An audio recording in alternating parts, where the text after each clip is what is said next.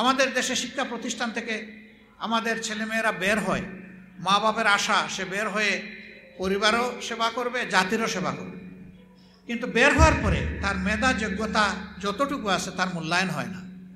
এই অফিস থেকে ওই অফিসে, এই ইন্ডাস্ট্রি থেকে ওই ইন্ডাস্ট্রিতে, এই ক্ষেত্র থেকে ওই ক্ষেত্রে দৌড়াদৌড়ি করতে করতে হতাশায় লিপ্ত হয়। কেউ কেউ তো আত্মহত্যার পথ পর্যন্ত বাছাই করে।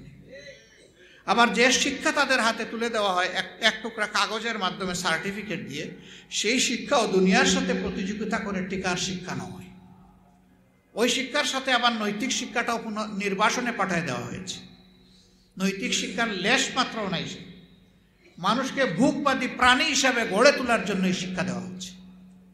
ফলে মানুষের মধ্যে মানবিক বিকাশ না হয়ে অন্য কিছুর বিকাশ করতেছে। এইভাবে সমাজে হিংসাত্মক হানাহানির পরিবেশ সৃষ্টি করার জন্য এই শিক্ষাকে সাজিয়ে ফেলা হয়েছে। আমরা যদি আল্লাহ কোনোদিন সুযোগ দেন, এই শিক্ষা আমরা রাখবো না। শিক্ষাকে সম্পূর্ণ নূতনভাবে ঢেলে সাজায় করা হবে এবং তার কেন্দ্রবিন্দু হবে নৈতিক শিক্ষা, মানবিক শিক্ষা। তারা যখন বের হবে তখন চাকরির জন্য এ করে ও করে তাদেরকে পেরেশান হয়ে দৌড়াতে হবে না। বিদেশের বহু দেশ আছে, ছাত্ররা থাকা অবস্থায় চাকরি তার হাতে চলে আসে। আমরা সেই রকম শিক্ষার পরিবেশ দেশে সৃষ্টি করতে চাই ইনশাআল্লাহ।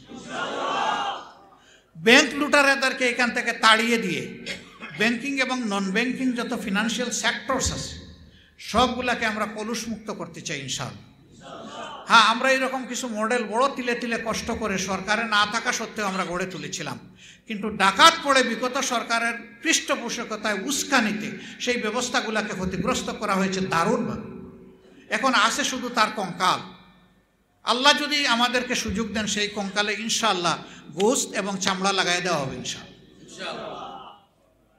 সেইটা আবার দুলদুল গুড়া হিসাবে সামনের দিকে দৌড়াবে আল্লাহ চাইলে।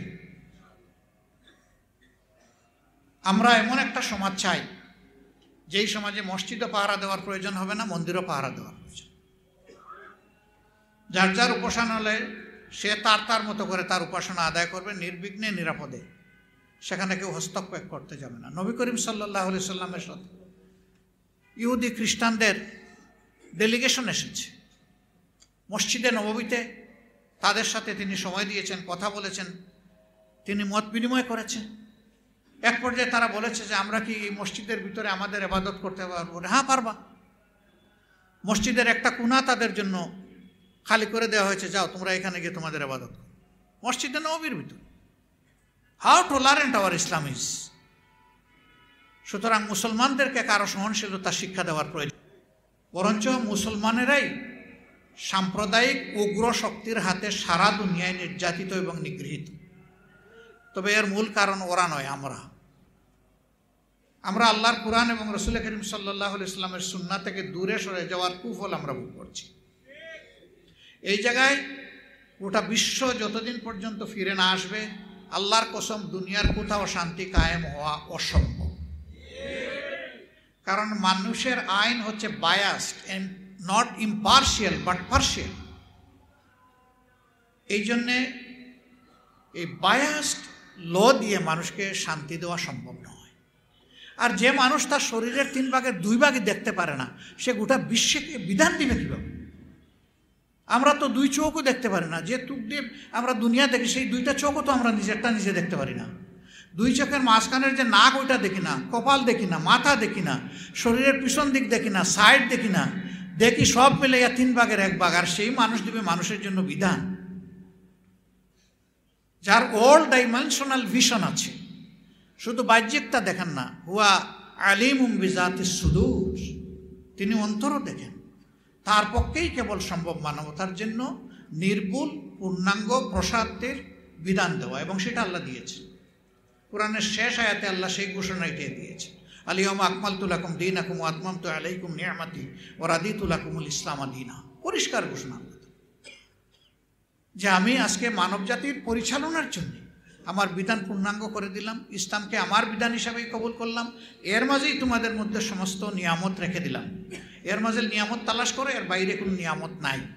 আল্লাহর পরিষ্কার ঘোষণা। ভাই, আল্লাহ আমাদের স্রষ্টা, সমস্ত সৃষ্টির স্রষ্টা, তার ঘোষণার বাইরে কি আর কোনো ঘোষণা আমাদের কাছে গ্রহণ করার মতো আছে? কল্যাণ আছে? নাই।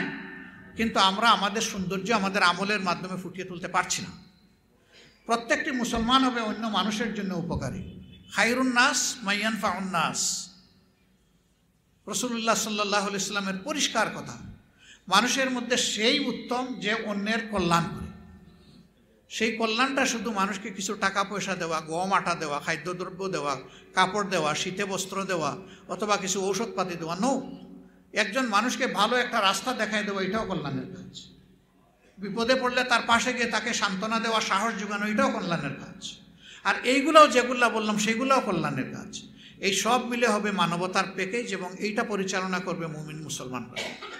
আমরা বাংলাদেশকে এমন একটা বাংলাদেশ হিসেবে করতে চাই।